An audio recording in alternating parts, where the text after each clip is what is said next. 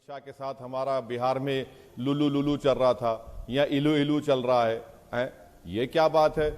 जहां हम लड़ते हैं वहां पर इनके साथ इलू इलू, वहां पर लुलू लुलू। अरे कि पॉलिटिकल पार्टी है, कोई मजाक है?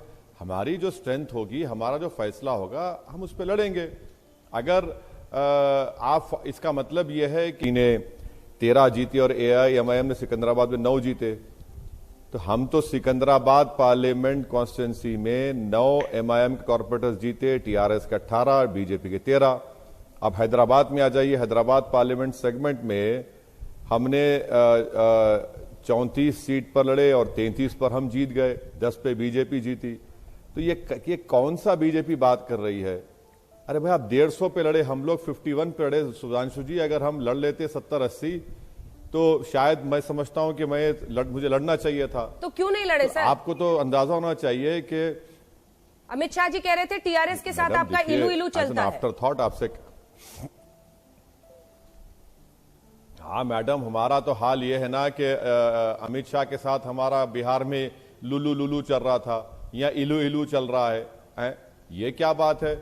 जहां हम लड़ते हैं वहां पर इनके साथ इलू इलू, वहां पर लुलू लुलू। अरे कि पॉलिटिकल पार्टी है, कोई मजाक है? हमारी जो स्ट्रेंथ होगी, हमारा जो फैसला होगा, हम उस पर लड़ेंगे।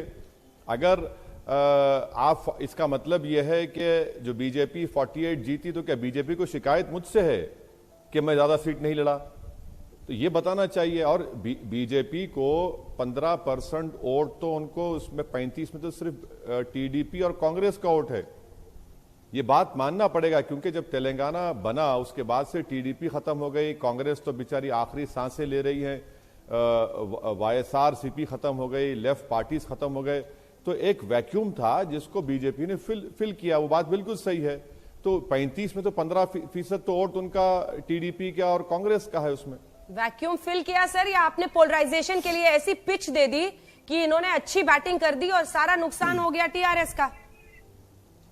आप वहीं, उनको फायदा हुआ पोलराइजेशन का, आप वहीं रह गए।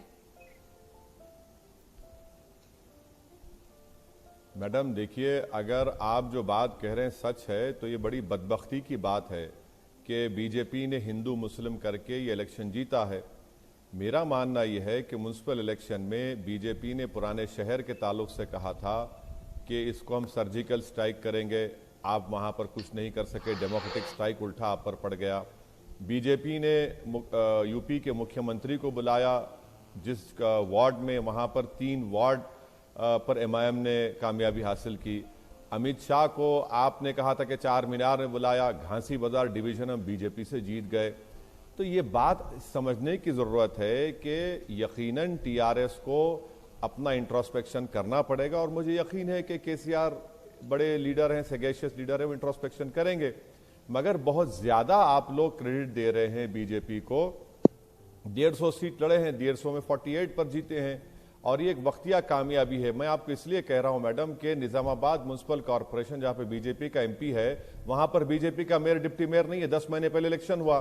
करीमनगर म्युनिसिपल कॉर्पोरेशन, बीजेपी का प्रेसिडेंट है, तेलंगाना का MP है, वहां पर बीजेपी का मेयर डिप्टी मेयर नहीं है। तो ये एक वैक्यूम क्रिएट हुआ, और यकीनन हमको लगता है कि ये एक वक्तिया कामयाबी है। ज्यादा बीजेपी ख्वाब देखना छोड़ दें।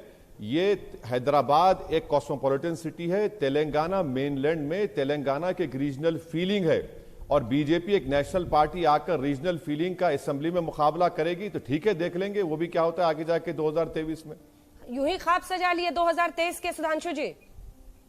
देखिए, मैं ये कहना चाहता हूं, जो हमको उपदेश दे रहे हैं, हम तो बचपन से सुनते आ रहे हैं, सलाउद्दीन ओवैसी जी के जमाने से, कि हैदराबाद पे तो टोटल कंट्रोल इनका था, और आज अपने मुंह से बोल रहे हैं कि हम पूरे हैदराबाद में लड़े।